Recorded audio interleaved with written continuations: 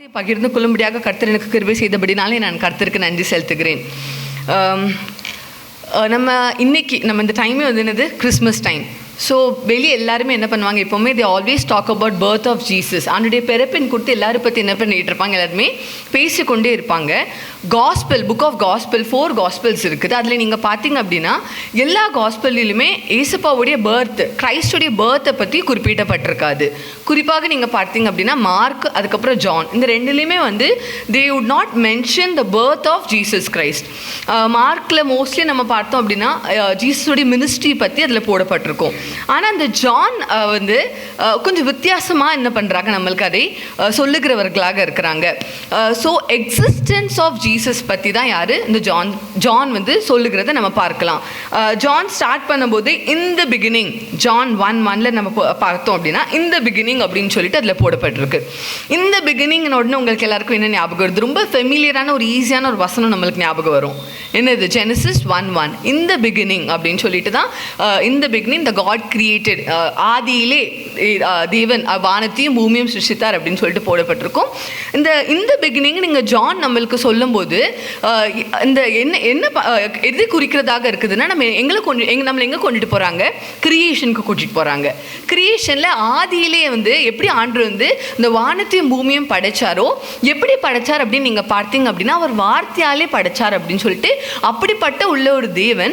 ஆனால் உனக்கு தெரியுமா, இங்கே வந்து அந்த வார்த்தை தான் வந்து என்னது, நம்மளுக்காக பிறந்த ஒரு இயேசு கிறிஸ்துவானவராக இருக்கிறார் அப்படின்னு சொல்லிட்டு யோவான் வந்து இந்த இயேசு கிறிஸ்துவானுடைய பிறப்பை ரொம்ப அழகாக இந்த இடத்துல எக்ஸ்பிளைன் பண்ணுகிறத நீங்கள் பார்க்கலாம். ஜான் 1:1 ஒரு கிராமட்டிக்கலி ஒரு சேஞ்ச் அந்த இடத்துல இருக்கிறது நீங்கள் பார்க்கலாம். இங்கிலீஷ் பைபிளில் நீங்கள் பார்த்தீங்கன்னா உங்களுக்கு தெரியும், இங்கிலீஷ் பைபிளில் ஒரு கிராமட்டிக்கலி ஒரு சேஞ்ச் இருக்கும். அதில் என்னதுன்னு யாருக்கா தெரியுமா? In the beginning was the word and the word was with God and the word was God அப்படின்னு சொல்லிட்டு வசனம் இருக்குது. இந்த வேர்டுக்குள்ளே W நீங்கள் பார்த்தீங்க அப்படின்னா அது கேபிட்டலாக இருக்கும். எதுக்கு நம்ம கேபிட்டல் லெட்டரில் ஸ்டார்ட் பண்ணுவோம் எழுதும்போது? ப்ராப்பர் நவுன் தான் நம்ம என்ன பண்ணுவோம், எப்போவுமே கேபிட்டலில் ஸ்டார்ட் பண்ணுவோம். ஸோ இந்த வேர்டுக்குள்ளே W என்னதான் இருக்குது, கேபிட்டலாக இருக்குது. which shows that it's a proper noun. It talks about a person and that person is Jesus Christ அப்படின்னு சொல்லிட்டு நம்ம பார்க்குறோம். ஸோ இவர் அதை தான் சொல்கிறாரு, உனக்கு தெரியுமா ஆதியிலே வந்து ஆண்டவர் எல்லாத்தையும் படைச்சாரு. எப்படி சிருஷ்டித்தார் அப்படின்னா அவருடைய வார்த்தையினால் அவர் சிருஷ்டித்தார். ஆனால் இப்போ என்னதாயிட்டு, அந்த வார்த்தை தான் நமக்குள்ளாக இயேசு கிறிஸ்துவானவராக இவர் பிறந்திருக்கிறார் அப்படின்னு சொல்லிட்டு அதில் போடப்பட்டிருக்கு. அது இயேசு கிறிஸ்துவனுடைய பிறப்பு அதில் போடப்பட்டதுக்கு அப்புறம் நீங்கள் 1:4 நீங்கள் பார்த்தீங்க அப்படின்னா அதில் போட்டிருக்கு. 1:4 யாராவது வாசிக்கலாமா தமிழில்? அந்த ஜீவன் இப்போ வந்து அந்த வார்த்தை வந்து என்னதாயிட்டான், ஜீவன் ஆகி இப்போ நம்மளுக்குள்ளாக அது என்னதான் இருக்குதா, ஒளியாக இருக்கிறது அப்படின்னு சொல்லிட்டு அதில் போடப்பட்டிருக்கு.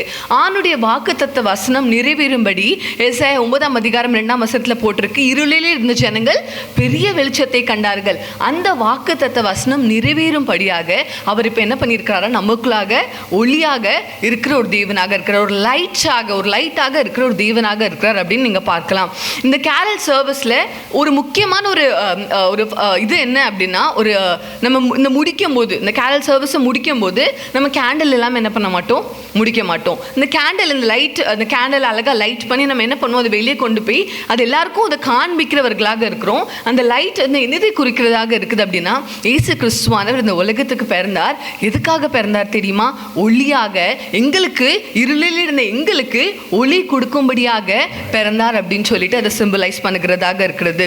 முதலாவது நம்ம பார்க்கலாம், இருளிலே இருந்த ஜனங்கள் பெரிய வெளிச்சத்தை கண்டார்கள். அப்போ இருளிலே இருந்த நம்மளுக்கு வெளிச்சம் கொடுக்கும்படியாக இயேசு கிறிஸ்துவானவர் வெளிச்சமாக நம்முடைய வாழ்க்கையிலே இருக்கிறார் அப்படின்னு நம்ம பார்க்கலாம். அநேக டார்க்னஸ், இருள் நம்மளுக்குள்ளாக இருந்த இந்த டைம்ல இயேசு கிறிஸ்துவானவர் எப்படி இருக்கிறாரா, நம்மளுக்கு வெளிச்சமாக இருக்கிறாரா. இந்த வெளிச்சம் இப்போ வந்த உடனே ஒரு இருட்டான ஒரு ரூம்ல ஒரு லைட்டை, ஒரு சின்ன கேண்டில் பற்றி வச்ச உடனே என்னதாகும், அங்கே எல்லாமே வெளிச்சமாகும்ல, எல்லாத்துக்குமே அது வந்து என்னது, ஒளி கொடுக்குற ஒரு லைட்டாக இருக்குது. அப்போ இந்த லைட் வந்த உடனே என்னதெல்லாம் ஆகுதா, அந்த டார்க்னஸ் முற்றிலுமாக போய்விட்டு அங்கேருந்து நம்மளுடைய டார்க்னஸ் என்னது, நம்மளுடைய பாவங்கள். இட் டேக்ஸ் அவே ஆர் சின்.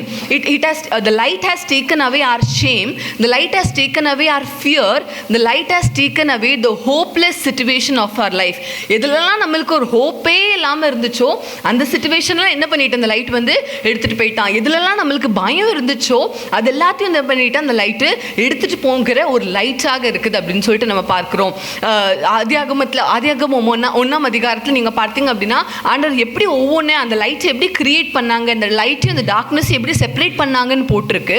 ஆனால் அந்த ஜெனசிஸ் 1:1 சரி ஜான் 1:1 என்னது குறித்து பேசுறது அப்படின்னா ஆண்டவர் ஆதியிலே எல்லாவற்றையும் அழகாக படைத்தார். ஆனால் அந்த யோவான் சொல்லுகிறார் இப்போ என்ன பண்ணியிருக்கிற இந்த ஒளியானது நமக்குள்ளாக வந்தபடினால நமக்குள்ளாக இருந்த பாவம் நமக்குள்ளாக இருந்த பயம் எல்லாம் நீங்கினபடினால நம்மலாம் எப்படி ஆயிட்டோமா ஒரு புது சிருஷ்டியாக ஆயிட்டோம், ஒரு நியூ கிரியேஷனாக நம்ம ஆயிட்டோம் அப்படின்னு சொல்லிட்டு ஒரு நியூ கிரியேஷனை குறித்து இந்த இடத்துல பேசுகிறத நம்ம பார்க்குறோம்.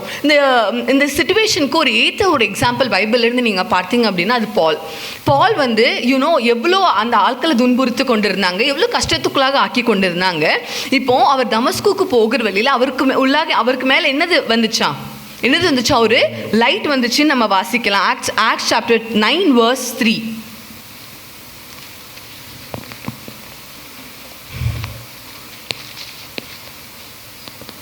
அவன் பிரயாணமாய் போய் தமஸ்குவுக்கு சமீபித்தபோது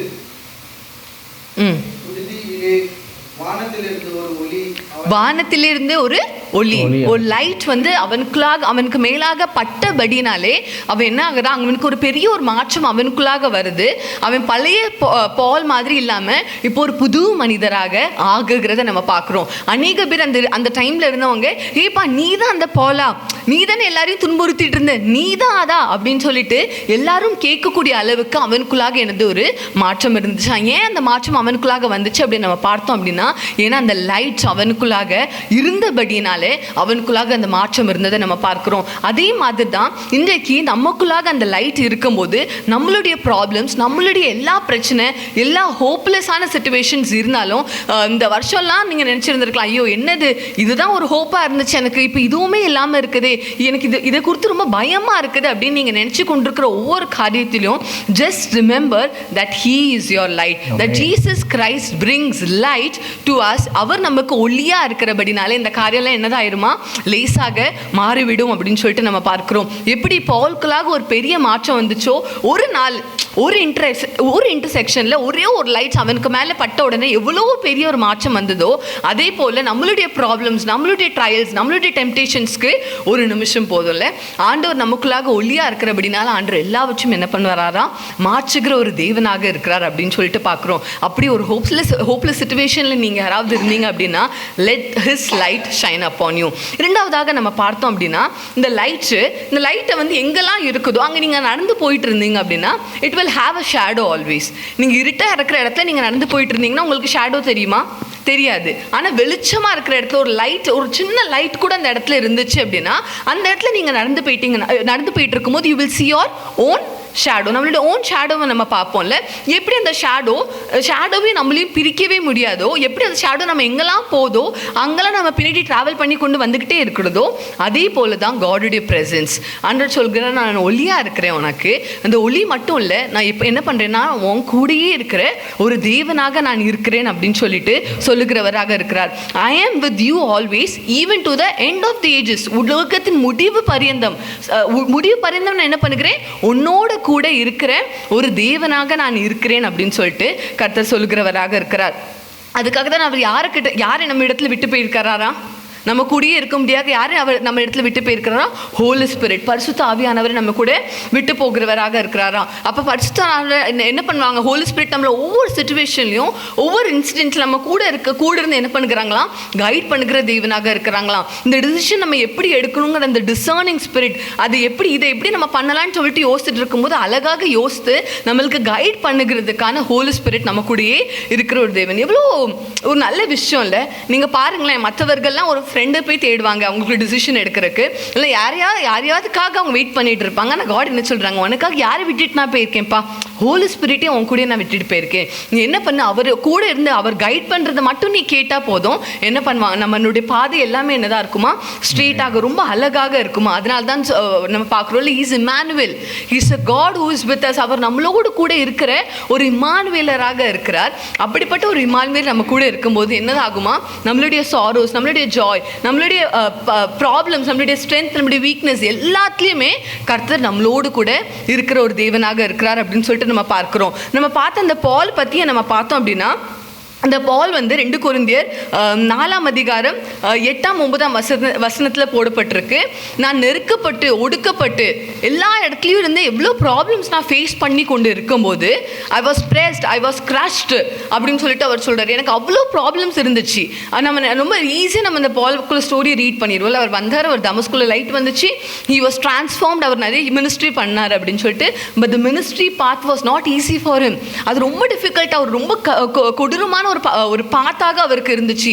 தேர் வாஸ் டைம் அவர் பிரிசனில், ஜெயிலில் இருக்கிற நாட்கள் அநேகர் இருந்துச்சு. அநேக பேர் அவரை அடித்த நாட்கள் இருந்துச்சு. எவ்வளவோ காரியத்தை அவர் என்ன பண்ணுறாரா, ஒவ்வொரு கஷ்டங்கள்லையும் அவர் என்ன சொல்லுகிறாரு அப்படின்னா, யார் அவர் கூட இருந்தாங்களா, இயேசு கிறிஸ்துவானவர் அவரோடு கூட இருந்தார் அப்படின்னு சொல்லிட்டு, இந்த ஒளி என்னோடு கூட இருந்தது அப்படின்னு சொல்லிட்டு அவர் சொல்லுகிறாரு. 2 தீமோத்தேயு 4ஆம் அதிகாரம் 17ஆம் வசனத்துக்கு அவர் எழுதும்போது சொல்கிறாரு, the Lord stood by me and strengthened me. யார் என் கூட இருந்தாங்க? பாலி தான் சொல்கிறார். யார் எனக்கு அவ்வளோ ப்ராப்ளம்ஸ் இருந்துச்சுன்னு சொன்னேன், அதே போல் என்ன சொல்லுறாங்க, யார் அவர் கூட இருந்தாங்க அப்படின்னு சொல்லிட்டு சொல்கிறாங்க, the Lord stood by me. இந்த ஒளி என்னோட கூட இருந்தபடினாலே நான் ஒவ்வொரு காலத்தையும் என்ன பண்ணேன், அழகாக மேற்கொண்டு என்னால் வர முடிஞ்சிச்சு அப்படின்னு சொல்லிட்டு அந்த பால் சொல்லுகிறத நம்ம பார்க்குறோம். அப்போது யார் நம்ம கூட எப்போவுமே ஷேடோ மாதிரி இருக்காங்களா? இயேசு கிறிஸ்துவான அந்த ஒளியாக நம்மளோடு கூட இருக்கும்போது, எப்போல்லாம் நீங்கள் ஷேடோ உங்களுக்குள்ளது நீங்கள் பார்க்கிங்களோ, ஜஸ்ட் அண்டர்ஸ்டாண்ட் தட் யார் உங்கள் கூட இருக்கிறா, he is with you as the light. என்ன ஒரு ப்ராப்ளம்ஸ் வந்தாலும், என்ன ஒரு ஸ்ட்ரகிள்ஸ் வந்தாலும் நம்ம கூட யார் இருக்கிறா? இயேசு கிறிஸ்துவானவர் இருக்கிறார். அவருடைய ஹோலி ஸ்பிரிட் வச்சு நம்மளை அழகாக கைட் பண்ணுகிற ஒரு தேவனாக அவர் இருக்கிறத நம்ம பார்க்கலாம். கடைசியாக நீங்கள் பார்த்தீங்க அப்படின்னா, இந்த லைட் வந்து இந்த லைட் நமக்குள்ளாக வந்தபடினாலே இப்போ என்ன பண்ணுகிறோமா, நம்ம ஷைன் பண்ணுகிறவர்களாக இருக்கிறோமா. அவருடைய முகத்தின் ஒளி நம்ம மேல் பிரகாசிக்க பண்ணுகிற தேவனாக இருக்கிறார். அந்த லைட் நமக்கு மேலாக வந்தபடினால நம்ம என்ன பண்ணுகிறோமா, இப்போ ஷைன் பண்ணுகிறவர்களாக இருக்கிறோமா. ஒரு கேண்டில் நம்ம எரிய வச்ச உடனே என்ன பண்ணும், அது சுற்றிலும் அது என்ன பண்ணும், அதுக்கு பக்கத்தில் இருக்கிறவங்களுக்கு எல்லாருக்கும் ஒளி கொடுத்து அது ஷைன் பண்ணுகிற ஒரு லைட்டாக இருக்கிறது. அதனால தான் ஜான் 1:9 நீங்கள் பார்த்தீங்க அப்படின்னா, the true light that gives light to everyone who was coming into this world, the true light, இந்த ட்ரூ லைட்டாக யார் இருக்கிறா, இயேசு கிறிஸ்துவானவர் இருக்கிறத நம்ம பார்க்குறோம்.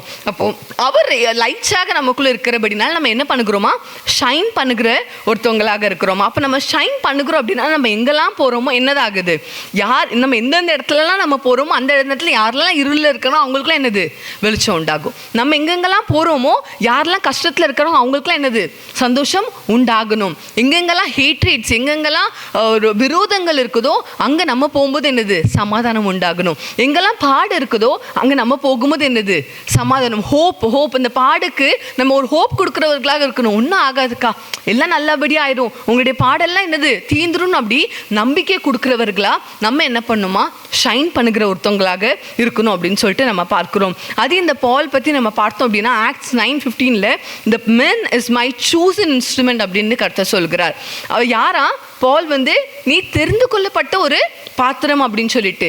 ஏன்னா அவருடைய ஒளி அவன் மேல் பிரகாசித்தபடினாலே அவன் இப்போ யார் ஆயிட்டானா, ஒரு சூசன் வெசல் ஆயிட்டானா. அப்போ கர்த்தருடைய ஒளி நம்ம மேலே பிரகாசித்தபடினாலே நம்ம யாராக இருக்கோம், இப்போ ஒரு சூசன் வெசலாக இருக்கிறோம். அப்போ பால் அவருடைய ஊழியத்தை எப்படி முடிவு பரிந்தியம் கர்த்தருக்காக அழகாக அவர் நிறைவேற்றினாரோ, அதே போல் நம்ம என்ன பண்ணுமா, நம்ம இருக்கிற இடத்துல எல்லாருக்கும் நம்ம ஒளி கொடுக்கிறவர்களாக இருக்கிறோமா. அப்போ நம்ம இந்த கேண்டில் எடுத்துகிட்டு நம்ம வெளியே போய் நிற்கும் போது நம்ம என்ன பண்ணணும், we have to just remember, நான் மற்றவர்களுக்கு ஒளி கொடுக்கிறவனா இருக்கிறேனா, ஒளி கொடுக்கிறவளாக நான் இருக்கிறேனா, அல்லது சும்மா நான் இந்த கிறிஸ்மஸ் இந்த கேரல் சர்வீஸை நான் சும்மா கொண்டாடிட்டு கொண்டுட்டு போகிறவனாக நான் இருக்கிறேனா, நம்ம இருக்கிறோமா அப்படின்னு நம்ம என்ன பண்ணுமா, யோசித்து பார்க்குறவர்களாக இருக்கணும். whenever you light this candle, remember that your light has to shine upon others.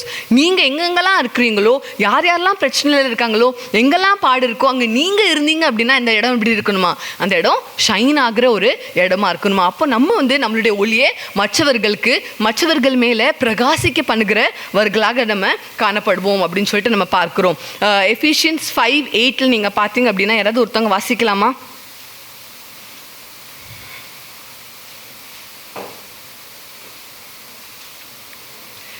எபேசியர் 5ஆம் அதிகாரம் 8ஆம் வசனம்.